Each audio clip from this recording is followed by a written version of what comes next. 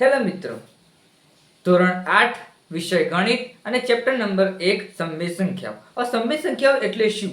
સમય સંખ્યાઓમાં શું આવે છે એ આપણે ચેપ્ટરની સંપૂર્ણ માહિતી આપણે વિસ્તારપૂર્વક સમજીએ. તો જોઈએ. તો સૌપ્રથમ ચેપ્ટર નંબર 1 સમય સંખ્યાઓ. હવે આ ચેપ્ટરની શરૂઆતમાં પહેલા સૌપ્રથમ આપણે સામાન્ય વસ્તુ સમજી લઈએ, જેમ કે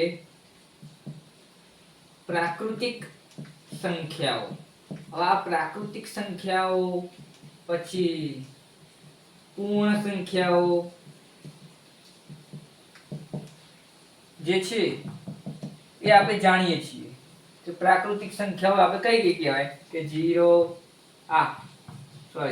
1 2 3 4 અનંત સુધી. પછી પૂર્ણ સંખ્યાઓ કોને કહેવાય? 0 થી ચાલુ થતી 0 1 2 4 અનંત સુધી. તો પૂર્ણ સંખ્યામાં ખાલી એક જ ફરક અને પ્રાકૃતિક સંખ્યામાં પણ એક જ ફરક. તો આ 1 થી ચાલુ થાય, આ 0 થી ચાલુ થાય, એ બેનો ફરક એટલો જ છે. આ બેનો ડિફરન્ટ એટલો જ છે, બીજું કોઈ હર નહીં. તો પ્રાકૃતિક સંખ્યા અને પૂર્ણ સંખ્યાઓ આપણે સમજી લીધી. હવે બસ સમય સંખ્યાઓ એટલે શું પાછું એ સમજવાનો ટ્રાય કરીએ. તો સૌપ્રથમ પહેલા એક ટોપિક સમજીએ, પૂર્ણાંક સંખ્યાઓ.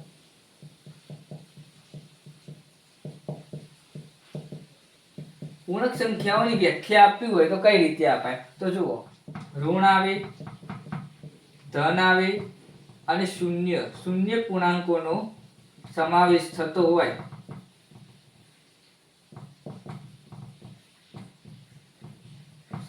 થાય તેને આપણે પૂર્ણાંક સંખ્યાઓ કહીએ.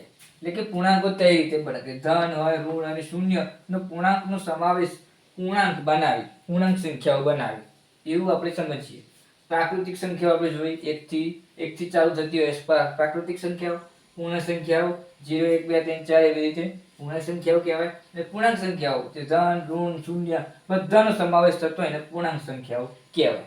હવે બીજી વાત કરીએ. હવે આપણે જોઈશું આગળ સમય સંખ્યાની વાત કરીએ.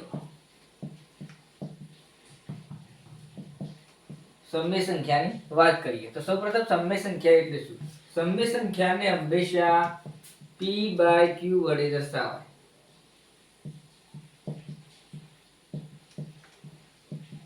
બરોબર. સમય આપણો ગુણધર્મો જોવાના છે કે પૂર્ણ સંખ્યાઓ, આ પહેલો ગુણધર્મ. બીજો ગુણધર્મ પૂર્ણાંક સંખ્યાઓ અને ત્રીજો ગુણધર્મ સમય સંખ્યા પોતે. આ 3 ગુણધર્મો છે.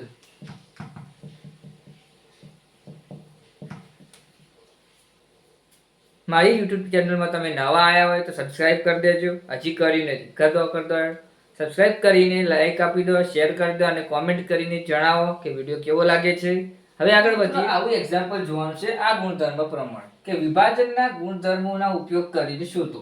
આવું ગાઈડની અંદર આપેલું હશે. હવે આપણે આની વાત કરીએ. બીજા બધા કોઠાની વાત કરેલી છે આ ચેપ્ટરની અંદર. પહેલા આપણે એક્ઝામ્પલ તરફ જઈએ, પછી આપણે કોઠાની વાત કરીશું. તો સૌપ્રથમ 7/5 ગુણ્યા -3/12 છગડા કૌંસની અંદર બહાર બીજો છગડીયો કૌંસ, આને છગડીયો કૌંસ કહેવાય, પ્લસ બીજા છગડીયા કૌંસની અંદર 7/5 પ્લસ ગુણ્યા 5/12. આવું આપેલું છે. તો પહેલા આની વાત કરીએ, પછી આની વાત કરીએ. તો સૌપ્રથમ પહેલા તો જુઓ, બધાની અંદર જે કોમન હોય એ કાઢી નાખવાનું.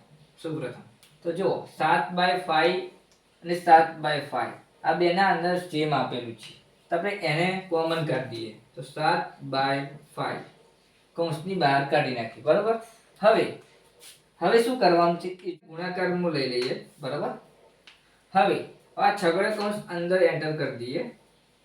હવે જુઓ, જે પણ વધ્યું ઘટ્યું એને આપણે આ વધ્યું તો આ વય આવી જશે, આ વધ્યું વય આવી જશે. જુઓ -3/12. પછી આ પ્લસ નું નિશાન હતું એટલે પ્લસ કરીશું. 5/12. હવે આ કૌંસ પૂરો કરી દઈએ, એટલે કે છગડીયા કૌંસમાં પૂરો કરી દઈએ. હવે શું કરીશું?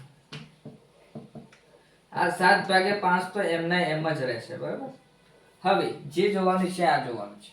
હવે આમાંથી શું કોમન છે? તો 12 ને 12 વચ્ચે નેચર આપેલા એ કોમન આપેલા, તો આપણે એને પણ સામાન્ય લઈ લઈએ આવી રીતે. હવે -3 ઓમ લખી દઈએ +5.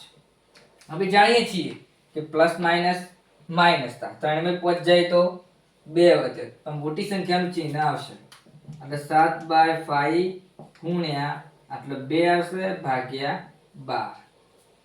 બરોબર.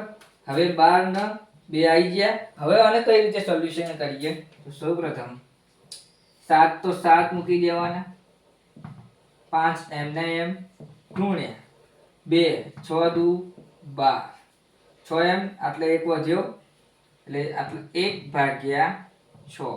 આ બેનું મલ્ટીપ્લાય કરીશું, 6 પંચું 30, 7 એકા 7. તા એનો આન્સર. મિત્રો હવે બીજું એક્ઝામ્પલ જોઈએ, જેમ કે વિભાજનના ગુણધર્મના ઉપયોગ કરીને જ આપણે ગણવાનું છે. જેમ કે આવું એક્ઝામ્પલ આપેલું હોય તો કઈ રીતે કરીશું, તો આગળના એક્ઝામ્પલમાં જે કર્યું એવી રીતે જ કરવાનું થશે. તો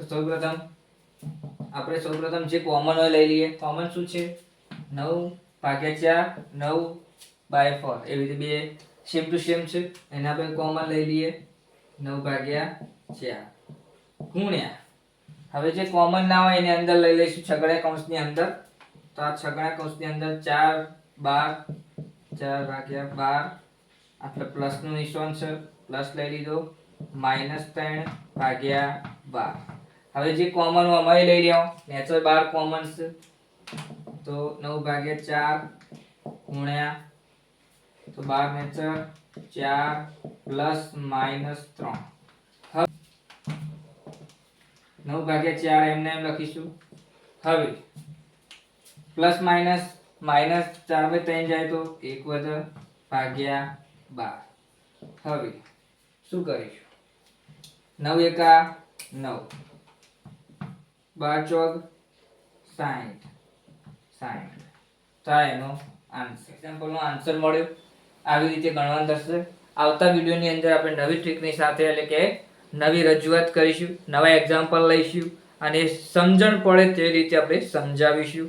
તો વિડીયોની આપણે આટલા સુધી રાખીએ છીએ. વિડીયો ગમે તો લાઈક, શેર અને કોમેન્ટ કરીને જણાવો કે વિડીયો કેવો લાગ્યો. આવતા વિડીયોની અંદર મળીશું. જય સદીમાં.